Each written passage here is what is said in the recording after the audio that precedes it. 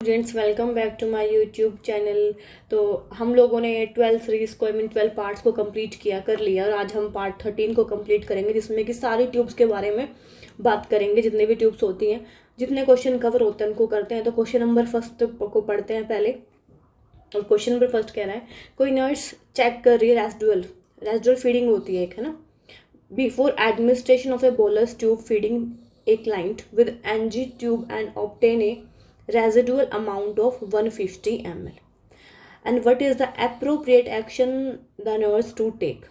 कहने का मतलब है, जब कोई पेशेंट को एनजी ट्यूब कोई नर्स लगी हुई है और यहाँ पे बोलस फीडिंग चल रही है उसको, और जैसे ही पेशेंट के पास नर्स गई, उसने चेक किया रेसिडुअल फीडिंग को और वो मिली है हमारी 150 ml, तो अब नेक्स्ट नर्सिंग एक्शन क्या होगा। और ऐसे क्वेश्चन बच्चों एग्जाम में बहुत ज़्यादा पूछे जाते हैं कि नेक्स्ट नर्सिंग एक्शन क्या होगा या फिर मोस्ट अप्रोप्रिएट कंडीशन क्या होगी। फीडिंग को होल्ड करोगे या फिर री इंस्टिल करोगे mount and continue with administration, इकट्ठा है ये सारा word, and the feeding. Option C कह रहा है पेशेंट का जो हेड है वो एलिवेट कर दोगे 45 डिग्री एंड एडमिनिस्टर करोगे मैं फीडिंग को, या आंसर डी कह रहा है डिस्कार्ड करोगे रेसिडुअल अमाउंट जो ये वाला है एंड प्रोसीड करोगे, या फिर जो आपने नई फीडिंग रखी है उसको देने की कोशिश करोगे। तो आंसर नंबर डी गलत है। ठीक है भाई, पहले आंसर देखते हैं। आंसर क्या होगा? आंसर तो होगा हमारा ऑप्शन नंबर ए। सारे ऑप्शन गलत है। क्यों गलत है? क्योंकि हमें पता है, यदि हम बात करें रेसिडुअल अमाउंट की, कितना होता है, लेस देन 100 ml होता है। 100 ml से कम हमारी फीडिंग जो होती है, रेसिडुअल वॉल्यूम होती है, वो इतनी होनी चाहिए, इससे कम, इससे ऊपर नहीं होनी चाहिए।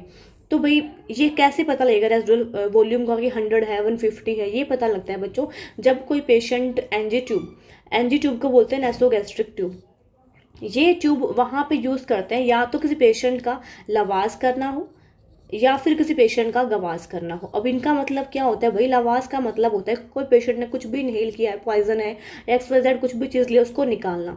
ठीक है, लवास का मतलब होता है निकालना, गवास का मतलब होता है पेशेंट की बॉडी में एडमिनिस्टर करना। कोई फीडिंग एडमिनिस्टर कर रहे हो आप, मेडिकेशन एडमिनिस्टर कर रहे हो, XYZ जो भी आप एडमिनिस्टर कर रहे हो, उसका मतलब होता है डालना। ठीक है, तो बच्चों को ये चीज़ें कंफ्यूज करती है, लवाज और गवाज। एल से याद रखो, निकालना गवाज ऑटोमेटिक आपको याद हो जाएगा। फिर क्वेश्चन जो बनता है ना एनजी ट्यूब से, वो बनता है एनजी ट्यूब की लेंथ कितनी होती है बच्चों? तो 125 सेंटीमीटर अप्रोक्स इतनी होती है। ठीक है, 125 सेंटीमीटर अप्रोक्स होती है इसकी। हो सकती थोड़ी बहुत कम भी हो, इससे 2-3 सेंटीमीटर, वैसे अप्रोक्स बुक्स में तो 125 सेंटीमीटर ही दी हुई है। फ्रेंच की बात करूँ तो 6 से लेके 18 फ्रेंच तक हम यूज़ कर लेते हैं। एडल्ट की अलग होती है और हमारे चाइल्ड की अलग होती है। उसके बाद बात करते हैं एनजी ट्यूब में कौन सी पोजीशन को दिया जाता है। तो एनजी ट्यूब जब भी किसी पेशेंट को आप एडमिनिस्टर कर रहे होते हो ना, तो सबसे पहले पेशेंट को बच्चों हाई फावलर पोजीशन दी जाती है।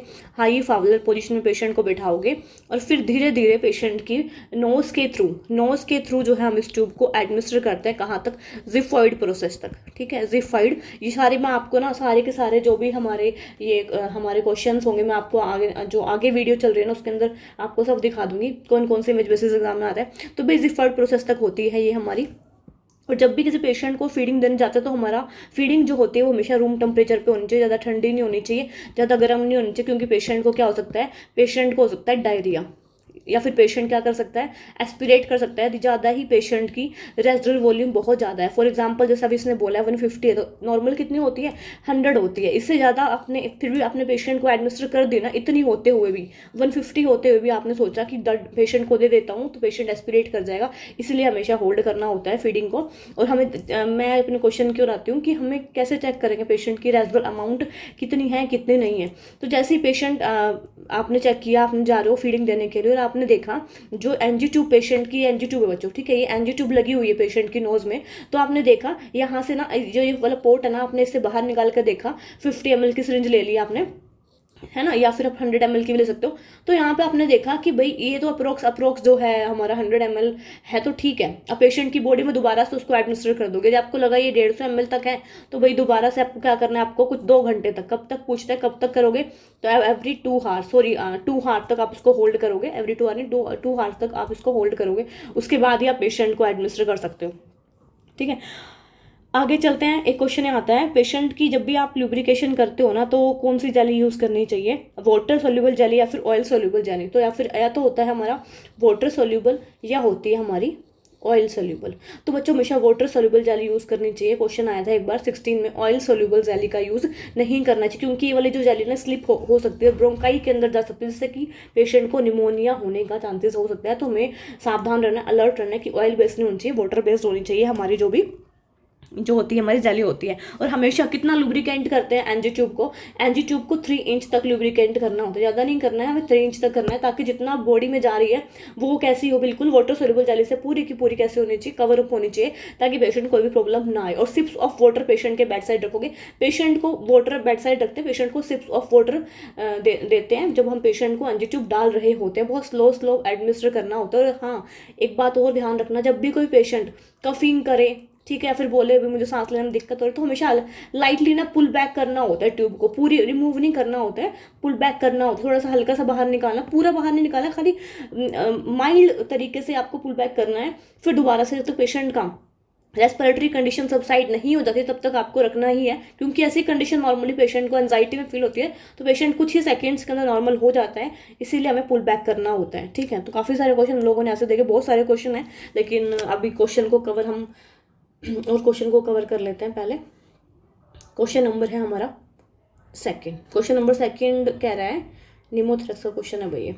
A nurse caring for a client with a pneumothorax and who has had a chest tube inserted, not continuous gentle bubbling। देखो काम की बात जो है ना, उस पर हमें क्या करना है, निशान लगाना है। Continuous gentle bubbling in the suction and control chamber, है ना। What action is appropriate, do nothing, कुछ भी नहीं है, ये एक एक्सपेक्टेड फाइंडिंग है। आंसर बी कह रहा है इमीडिएटली क्लैंप करोगे चेस्ट ट्यूब को, नोटिफाई करोगे फिजिशियन को। ऑप्शन सी कह रहा है कि एयर लीकेज तो नहीं हो रही, इसको चेक करोगे। और आंसर डी कह रहा है सक्शन प्रेशर जो है वो इंक्रीज हो गया, इसलिए बबलिंग दिखा रहा है। तो आंसर डी भी गलत है। हम जानते हैं कहीं भी कंटिन्यूसली चैम्बर के अंदर कंटिन्यूस जेंटल बबलिंग हो रही है, इस तरीके से ये चैम्बर है हमारा, और आप देखने गए पेशेंट के बेड साइड, तो इस तरीके से बबलिंग दिखाई दे रही है, जैसे पानी की बुलबुलों की आवाज आती है वैसी आवाज आ रही है। तो इसका मतलब है पेशेंट की जो हमारी ट्यूब है वो लीक हो चुकी है, तो वो अपनी जगह से डिसलॉज हो चुकी है, हट चुकी है। ठीक है, या फिर कोई अदर कंडीशन रही होगी यहाँ पे, तो ये क्या हो चुकी है भाई, यहाँ पे एयर लीक हो रही है, तो हमें क्या करना है, इन्फॉर्म टू फिजिशियन जाएगा हमारा यहाँ पे। तो इसके बाद हमें देखना है कि पेशेंट की एयर लीक हो रही है, देन उसके बाद हमें क्या करना था, इन्फॉर्म करना था। निमोथोरेक्स क्या होता है, जब किसी थोरेसिस कैविटी में क्या हो जाना, थोरेसिस कैविटी में एयर का एक्यूमुलेट हो जाना। ठीक है, एयर एक्यूमुलेशन। और जब भी आप एयर को बाहर निकालते हो ना, तो सेकंड और थर्ड रिंग से निकालते हैं, सेकंड और थर्ड इंटरकोस्टल स्पेस से निकालते हैं। ठीक है, और यदि आपसे पूछे कि आपको वाटर निकालना है, या फिर आपकी बात करूँ तो मैं वाटर की बात कर लेते हैं, हम लोग हाइड्रोथोरेक्स की बात कर लेते हैं, 7 to 8 इंटरकोस्टल स्पेस पे निकालते हैं। ठीक है, तो इस तरीके से हमें याद रखनी होती चीज़ें। नीडल का साइज कितना होता है, 16 to 24 गॉज की नीडल होती है, इससे निकालते हैं हम। ठीक है, इससे निकालते हैं। चलिए आगे चलते हैं नेक्स्ट क्वेश्चन की ओर।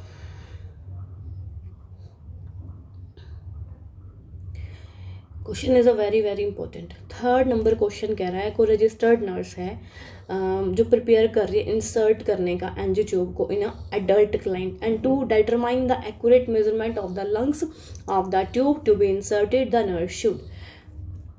एक पेशेंट को, जब भी हम किसी पेशेंट को एनजी ट्यूब इंसर्ट करते हैं ना अडल्ट क्लाइंट को, तो मेजरमेंट कैसे करते हैं ये पूछ रहा है।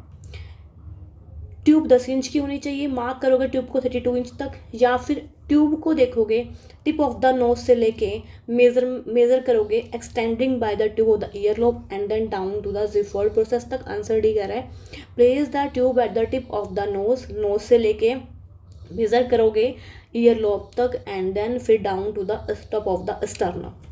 तो दोनों ऑप्शन में से एक डाउट हमें आ रहा होगा कि दोनों ही ऑप्शन सही लग रहे हैं, लेकिन बेस्ट ऑप्शन होगा हमारा पेशेंट की नोज से लेके ईयर तक मेजर करते हैं, फिर देन जिफर्ड प्रोसेस। ठीक है, यहाँ पे स्टर्नम नहीं आती है बच्चों, जिफर्ड प्रोसेस तक होता है।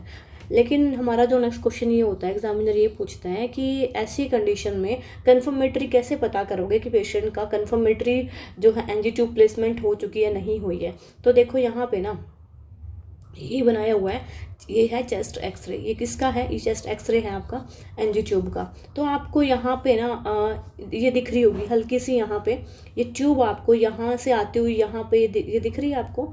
ये यहाँ पे देखना, ये है हमारी चेस्ट ट्यूब। इसका मतलब है इस तरीके की चेस्ट ट्यूब है तो प्रॉपर प्लेसमेंट है इसका। थोड़ा सा यहाँ पे कर्व दिखेगी आपको, ठीक है। इजी फ्लोट प्रोसेस है, यहाँ पे थोड़ी सी हमारी कर्व होती है, कर्व हो जाती है, ऐसी कर्व हो जाती है, क्योंकि इसकी जो हमारी जो सेंटीमीटर्स की बात करो तो 125 सेंटीमीटर लेंथ होती है, तो इस वजह से थोड़ा ये कर्व हो जाती है, अंदर की साइड मुड़ जाती है। तो याद रखना, कभी भी एक्सरे में देके पूछेगा आपको तो 125 सेंटीमीटर यहाँ पे थोड़ा सा कर्व दिखेगा। और कभी भी स्टर्नम तक आंसर मत टिक करके आना कि आप सोचो कि स्टर्नम तक नहीं होती है, ये होती है हमारी option number C, xiphoid process तक होती है। और वैसे हमारी टू टाइप की होती है, एक तो होती है लेविन, एक होती है लेविन ट्यूब, एक होती है सैलिन स्लम्प ट्यूब, ठीक है। यही सबसे ज़्यादा कॉमन है हमारी सैलिन स्लम्प ट्यूब, है ना। इन दोनों के बारे में मैं आपसे आगे बात करती हूँ।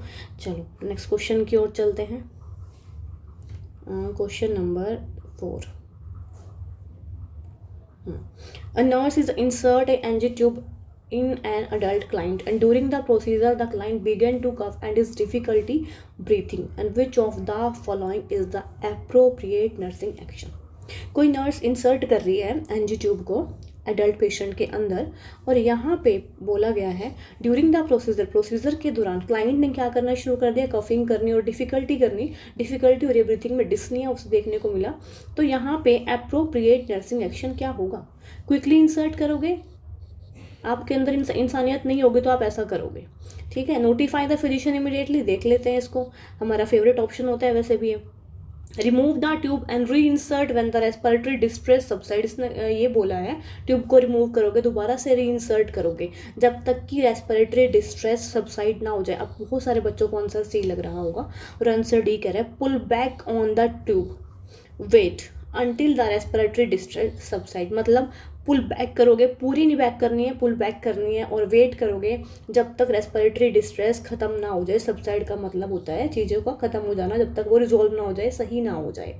तो बच्चों क्वेश्चन बहुत ज़्यादा इंपॉर्टेंट है। तो इस क्वेश्चन का आंसर होगा, जब भी किसी पेशेंट को डिफ़िकल्टी होती है, ब्रीथिंग डिफ़िकल्टी होगी, डिस्निया होगा, तो हमेशा हमें रिमूव नहीं करना होता है ट्यूब को। यदि आपने रिमूव किया तो क्या होगा? इन्वायरमेंट के एक्सपोज में आएगी, और इन्वायरमेंट ने जैसे ही इसके एक्सपोज में आएगी तो कैसे हो जाएगी? ये इन्फेक्टेड हो जाएगी, ठीक है। तो हमें इन्फेक्टेड ट्यूब नहीं डाल सकते पेशेंट को, चाहे आप कोई भी ट्यूब डाल रहे हो, या फिर कोई आप कैथेटर डाल रहे हो पेशेंट को, ट्यूब डाल रहे हो, एनजी ट्यूब डाल रहे हो, ठीक है, कोई भी प्रोसीजर कर रहे हो XYZ, और आपने देखा पेशेंट जो है कुछ डिफिकल्टी पेशेंट को हो रही है, तो हमें स्लाइटली पुल बैक करना होता है। कभी भी ना हमारा ये वर्ड नहीं आता है, रिमूव नहीं करना होता है ट्यूब को, कि आप जो है ना रिमूव करके बैठ गए और दोबारा से ही उसी ट्यूब को रीइंसर्ट करो। बहुत सारे बच्चे जब BSc कंप्लीट होती है, तो जो हमारी टाइम पीरियड होता है ना ट्रेनिंग वाला, तो उस टाइम पे इनको पता नहीं होता, तो वो ऐसी कंडीशन अप्लाई बार बार करते हैं, ठीक है। तो फिर डांट भी बहुत बार खानी होती है, ऐसी कंडीशंस बार बार अप्लाई करोगे तो आप लोग। तो आंसर इज नॉट करेक्ट। तो आंसर होगा हमारा ऑप्शन डी। यहाँ पे कभी भी क्विकली इंसर्ट नहीं करनी, कभी ये सोचो अपना काम खत्म करते जाके बैठ जाएंगे, गप्पे लड़ाएंगे, नहीं, ऑप्शन ए नहीं यूज़ करना है आपको।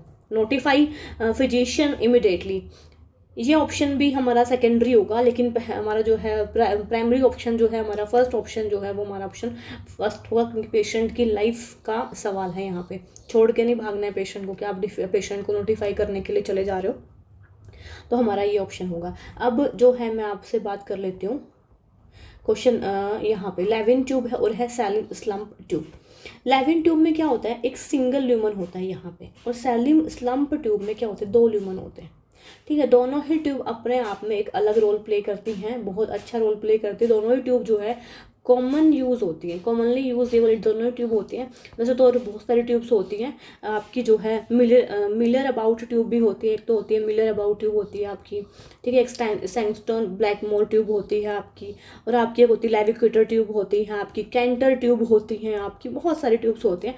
बट यदि हम अच्छे से बात करें तो हमारी जो है 2 ट्यूब्स होती है, एक तो होती है सैलिन स्लम्प, एक होती है लेविन ट्यूब, ठीक है। लेविन ट्यूब में होता है, इसमें सिंगल ल्यूमन होता है, और मोस्टली है ना इरिगेशन के पर्पज़ से काम में ली जाती है, ठीक है। इरिगेशन के पर्पज़ में से काम में ली जाती है। तो ये जो होती है हमारी, ये ली जाती है इरिगेशन के पर्पज़ से काम में। कोई भी आपको इरिगेशन कर रहा है तो आपके ये लेविन ट्यूब ली जाती है, ठीक है। या फिर आपको कोई गैस ड्रेन करनी है या फिर फ्लूइड ड्रेन करना है, ठीक है, and gas from the stomach relieve करना है, तो ये सब चीज़ों में आपका जो है लेविन ट्यूब यूज़ में लिया जाता है। सैलिम स्लम्प ट्यूब जो होता है इसके जो है ना हमारे डबल लूमेंस होते हैं, और ये क्या मेंटेन करता है हमारा, ये म्यूकोजल सक्शन जो होता है ना, ये लार्ज सक्शन ट्यूब है, इसको हम बोलेंगे लार्ज सक्शन ट्यूब, जो प्रिवेंट करती है mucosal suction, damage of the maintaining the pressure of the open I and distal of the tube of less than 25 mm of the HG। कहने का मतलब ये है इसके ना बहुत शॉर्ट ल्यूमन होते हैं, बहुत छोटे ल्यूमन होते हैं इस सैलिम स्लम्प ट्यूब के, और नॉर्मली वैसे ये भी हमारी इरिगेशन के पर्पज से यूज़ में आती है, लेकिन इसमें क्या होता है ना हमारा डबल ल्यूमन होता है, और या फिर कोई पेशेंट ने पॉइजन वगैरह ले लिया उसको बाहर निकालने के लिए, तो वो हम इससे कर सकते हैं, ठीक है, लेकिन ज़्यादा यूज़ होती है आपकी लेविन वाली ट्यूब। ठीक है, नेक्स्ट क्वेश्चन की ओर चलते हैं।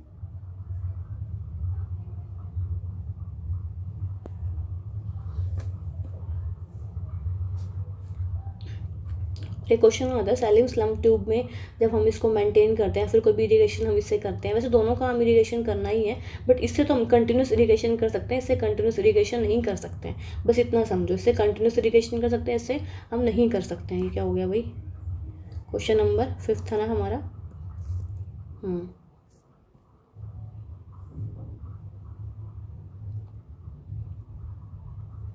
हाँ जी, तो क्वेश्चन नंबर हमारा था 5th। 4th हमने किया, और हम करते हैं 5th number question. Question number 5 कह रहा है, बहुत बार रिपीट हुआ है, अनलिमिटेड टाइप रिपीट क्वेश्चन है ये। कोई नर्स असेस करती है for correct placement of NG tube and the nurse aspirate the stomach content and check the content for pH। The nurse verify correct tube placement if which pH value is noted. तो हम जब किसी patient को डालते हैं, tube डालते हैं, तो सबसे पहले हम किसी पेशेंट का करेक्ट प्लेसमेंट चेक करना है, तो आप कैसे चेक करोगे, ठीक है, कैसे चेक करोगे, आपको pH देखना है, 3.5 है, 7 है, 7.35 और 7.5 है।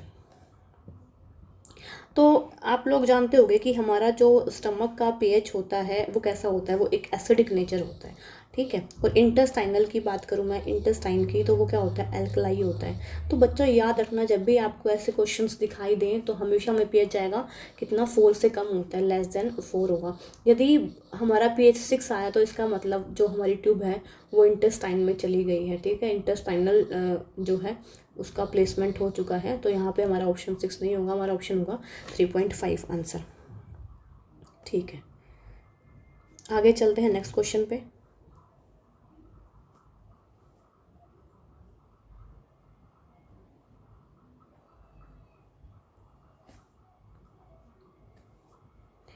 वेरी वेरी इंपॉर्टेंट क्वेश्चन, सारे ही क्वेश्चन इंपॉर्टेंट है।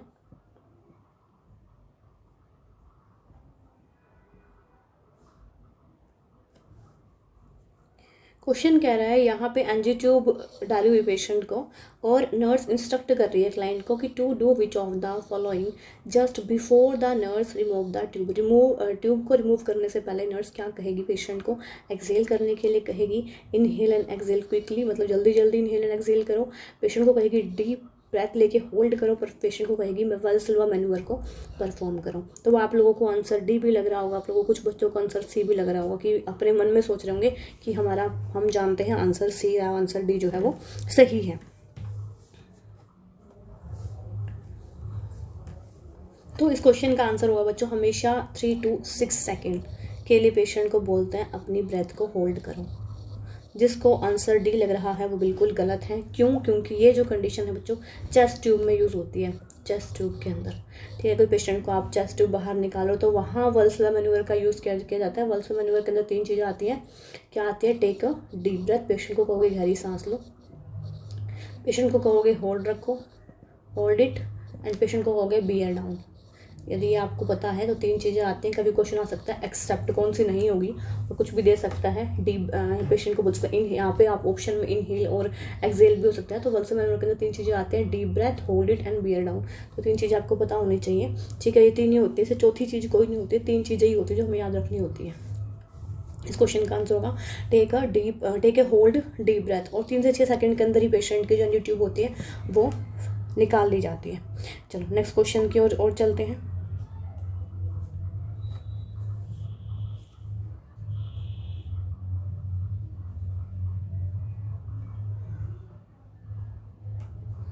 नेक्स्ट क्वेश्चन कह रहा है कोई नर्स है जो क्या कर रही है, प्रिपेयर कर रही है मेडिकेशन देने के लिए, एडमिनिस्टर करने की सोच रही है एनजी ट्यूब से जो कि सक्शन से कनेक्ट है, and administer the medication the nurse. Administer करने के बाद नर्स क्या करेगी, पेशेंट को पोजीशन देगी क्लाइंट को supine, and to assist in medication absorption, aspirate करेगी एनजी ट्यूब को after medication, administration maintain the patency, या फिर क्लैंप करेगी एनजी ट्यूब को 30 मिनट्स के लिए, और या फिर change the suction setting to low intermittent suction for 30 minute after medication of the administration. तो जब भी किसी पेशेंट को आप मेडिकेशन देते हो ना, तो हमें एक बात याद रखनी चाहिए। क्या याद रखनी चाहिए कि यहाँ पे ना आपको जब भी किसी पेशेंट को आपने, ये पेशेंट की ट्यूब है, ठीक है, और यहाँ से हमने एक सक्शन कनेक्ट कर दिया। अब ये जो ट्यूब है यहाँ से सक्शन आपने दे दी पेशेंट को मेडिसिन, ठीक है, पेशेंट को दे दिया आपने मेडिसिन। यहाँ पे आपने क्या कर दिया, ये आपके पास सिरिंज है 50 ml की, यहाँ से जा रही है मेडिकेशन। अब वो मेडिकेशन जाती हुई यहाँ से आते सक्शन चैम्बर में चली गई, तो क्या फ़ायदा हुआ उसका, कुछ फ़ायदा हुआ, ये तो यहाँ आ जाएगी सारी की सारी। यदि आपने मेडिकेशन दी है तो आपको यहाँ पे क्लैंप लगाना होगा कम से कम भी 30 मिनट तक, ठीक है, ताकि पेशेंट की मेडिसिन जो है वो बॉडी में एब्जॉर्ब हो जाए और ये बाहर ना निकले। तो answer C is a right. वो सारे ऑप्शन हमारे गलत हैं भाई, यदि आप लोगों को लग रहे हैं तो। नेक्स्ट क्वेश्चन की ओर चलते हैं, क्वेश्चन नंबर 8। ये क्वेश्चन 3 से 4 बार रिपीट है। यहाँ पे है nurse is prepare to care of a client esophageal varices, ठीक है। इसोफेजल वेरिसिस का मतलब यदि आप जानते हो तो एक बार कमेंट करके बता देना क्या होता है इसका मतलब। Has just had Sangstrom Blackmore tube insert and the nurse gathers supply knowing that which of the following must be kept at the bedside at all time। जब किसी पेशेंट को इसोफेजल वेरिसिस कंडीशन होती है तो पेशेंट के bed side हम क्या रखते हैं, ऑब्ट्यूरेटर रखते हैं, या फिर हम कैली क्लैंप रखते हैं, या फिर हम इरिगेशन सेट रखते हैं, या फिर हम पेयर ऑफ सीजर रखते हैं। तो ये क्वेश्चन आप लोगों ने बहुत बार देखा होगा।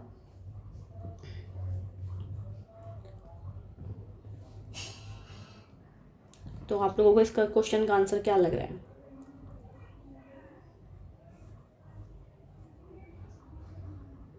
तो आई थिंक आप लोगों को आंसर लग रहा होगा एक कैली क्लैंप लग रहा है। तो आप लोग गलत हो, यदि कैली क्लैंप लग रहा है इस क्वेश्चन का आंसर होगा हमें पेयर ऑफ सीजर रखनी होती है। कौन सा क्वेश्चन था ये? क्वेश्चन था हमारा क्वेश्चन नंबर 8, है ना।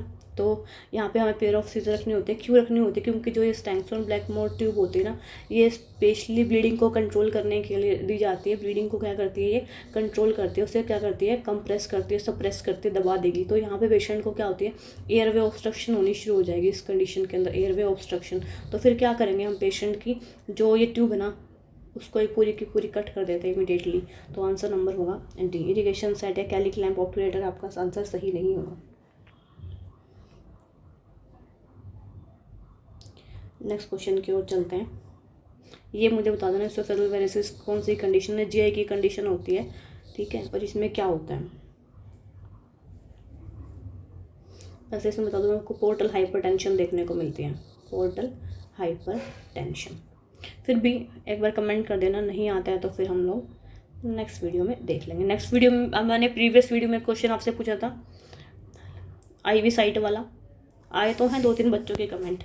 28 जुलाई, ठीक है, उसका आंसर 28 जुलाई ही होगा। क्वेश्चन नंबर 9 की ओर चलते हैं। कोई नर्स इंसर्ट करती है urinary catheter into the urethra के अंदर, मेल क्लाइंट है, और as the nurse inflate the balloon and the client complain of discomfort. जैसे ही उसने बैलून को फुलाना शुरू किया तो पेशेंट ने बोला मुझे डिस्कम्फर्ट हो रहा है। अब नर्स क्या करेगी, एस्पिरेट द फ्लूइड को एस्पिरेट करेगी, कैथेटर को रिमूव कर देगी, remove the catheter and insert new catheter. Okay, option number B कह रहा है फ्लूइड को एस्पिरेट करेगी, advance the catheter and further reinflate the balloon. Okay, फिर आंसर बी सी कह रहा है सिरिंज को ही रिमूव कर रही है बैलून से और कह रही है डिस्कम्फर्ट नॉर्मल है। यदि सिरिंज को रिमूव कर दोगे तो क्या होगा, क्या होगा फिर बैलून से, तो बैलून अंदर रह जाएगा, सिरिंज बाहर रह जाएगी, और एस्पिरेट करोगे फ्लूइड को, विड्रॉ द कैथेटर, कैथेटर को विड्रॉ कर रहे हो स्लाइटली, ठीक है, और री इन्फ्लेट कर रहे हो बैलून को। तो आंसर या तो बी जाएगा या तो डी जाएगा।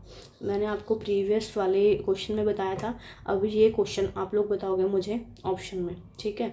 फिर नेक्स्ट वीडियो में इस क्वेश्चन का आंसर आपको बताऊंगी आंसर क्या होगा।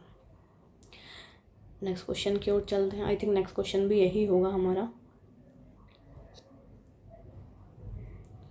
नेक्स्ट क्वेश्चन कह रहा है कोई नर्स इंसर्ट कर रही है, क्या इंसर्ट कर रही है, वही कैथेटर इंसर्ट कर रही है, कोई मेल पेशेंट है और कैथेटर जैसे ही इंसर्ट किया यूरेथ्रा के अंदर यूरिन आना शुरू हो गया है ट्यूब में। तो इस पॉइंट पे नर्स क्या करेगी, इन्फ्लेट कर देगी बैलून को वहीं की वहीं, इंसर्ट करेगी कैथेटर को थोड़ा सा और आगे बढ़ाएगी, फिर इन्फ्लेट करेगी, फिर कह रहा है विड्रॉ कर देगी कैथेटर को about 1 inch and inflate the balloon. ये तो आंसर बिल्कुल ही गलत है।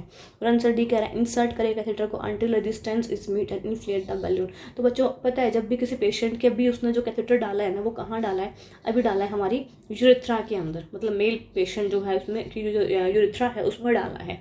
अब यूरेथ्रा में थोड़ा ना यूरिन आता है, ब्लैडर में डालते तभी तो आता। ये हमने कहाँ से पढ़ लिया कि यूरेथ्रा के अंदर डालने से जो है यूरिन आ जाएगा, नहीं आएगा। यहाँ पे पेशेंट जो नर्स है उसको थोड़ा सा और इसको बढ़ाना होगा कम से कम 5 सेंटीमीटर तक, तब जाके यहाँ पे यूरिन जो है इस ट्यूबिंग में आ पाएगा अच्छे तरीके से, तो ईजिली आ पाएगा, या फिर पूरा यूरिन जो है यहाँ पे इस ट्यूब के थ्रू बाहर एग्जिट हो पाएगा, बाहर आ पाएगा। तो इस क्वेश्चन का आंसर होगा हमारा number B, insert the catheter 2 से 2.5 to 5 सेंटीमीटर एंड इन्फ्लेट। वहाँ पे हमें इन्फ्लेट करना है जब पूरा ब्लैडर में फिक्स हो जाएगा, उससे नीचे हमें इसको फिक्स नहीं करना है। चलते हैं नेक्स्ट क्वेश्चन की ओर। क्या बोला जा रहा है, कोई nurse has assist a physician with the insertion of the chest tube. और नर्स मॉनिटर कर रही है क्लाइंट की फ्लक्चुएशंस हो रही है फ्लूइड लेवल पे, मतलब अप डाउन हो रहा है वाटरसेल चैम्बर में, और after the tube is insert based on this assessment which action would be appropriate. Inform the physician, continue monitor करेगी, रिइंफोर्स करेगी, एनकरेज करेगी क्लाइंट को डीप ब्रीथिंग के लिए। फ्लक्चुएशन हो रही है मतलब अप डाउन हो रहा है, तो ये कैसी कंडीशन है, फिजिशियन को इन्फॉर्म करने की तो ज़रूरी नहीं है यहाँ पे। रिइंफोर्स और कैल्शियम ड्रेसिंग की भी जरूरत नहीं है, क्लाइंट को डीप ब्रेथ के लिए भी नहीं बोलोगे, कहोगे आप कंटिन्यू मॉनिटर करोगे क्लाइंट को, ठीक है, क्योंकि ये ठीक है, नॉर्मल सी कंडीशन है, कोई अब नॉर्मल कंडीशन ये नहीं है। चलिए नेक्स्ट क्वेश्चन की ओर चलते हैं। क्वेश्चन कह रहा है कोई नर्स केयर कर रही है किसी क्लाइंट की जिसको कि चेस्ट ट्यूब लगी हुई, जैसे ही उसने साइड में टर्न ली तो क्लाइंट की ना उस साइड से ना, यहाँ पे आएगा साइड, ठीक है, साइड से चेस्ट ट्यूब एक्सीडेंटली डिस्कनेक्ट हो गई है। द इनिशियल नर्सिंग एक्शन क्या होगा, call the physician, place the tube in a bottle of स्ट्राइल water, immediately replace करोगे चेस्ट ट्यूब सिस्टम को, या फिर place a स्ट्राइल dressing over the disconnection site. तो कॉल द फिजिशियन भी आंसर नहीं होगा, और आप लोगों को इस क्वेश्चन का आंसर पता होगा, या तो आप लोग आंसर बी डिसाइड कर रहे होगे या आप लोग आंसर डी डिसाइड कर रहे होगे, ठीक है। तो यहाँ पे बोला है क्लाइंट की साइट से हटा है, जो क्लाइंट की साइट थी जहाँ लगा हुआ था वहाँ से हटा है, चैम्बर से नहीं हटा। तो इस क्वेश्चन का आंसर होगा place the स्ट्राइल dressing over the disconnection site, ठीक है। चेस्ट ट्यूब को इमीडिएटली आपको रिप्लेस नहीं करना है, सिस्टम को पूरा का पूरा रिप्लेस नहीं करना है, इतनी अथॉरिटी नहीं है भाई हमारे पास, ठीक है। एज अ नर्स वर्क कर रहे हो आप, एज अ डॉक्टर वर्क नहीं कर रहे हो, तो आपके पास ऑप्शन डी, आपके पास आंसर सी की अथॉरिटी नहीं है। Place the tube in A bottle स्ट्राइल water, हाँ आप ही डाल सकते थे, जो ट्यूब निकली थी ना हमारी बोतल से या फिर चैम्बर से जो ट्यूब निकली है उसको डाल सकते थे, लेकिन यहाँ पे दिया होता चैम्बर, ठीक है, चैम्बर से डिस्कनेक्ट हो गई है, तो आंसर होता हमारा ऑप्शन नंबर बी। फिजिशियन को कॉल करने की यहाँ पर रिक्वायरमेंट नहीं है, तो ऑप्शन ए भी गलत होगा। तो ऑप्शन सी इज सी नहीं, ऑप्शन डी, स्ट्राइल ड्रेसिंग ले सकते हो आप, ठीक है, साइड के ऊपर स्ट्राइल ड्रेसिंग का यूज़ कर सकते हो। अभी मुझे थोड़ा सा लग रहा है कि यहाँ पे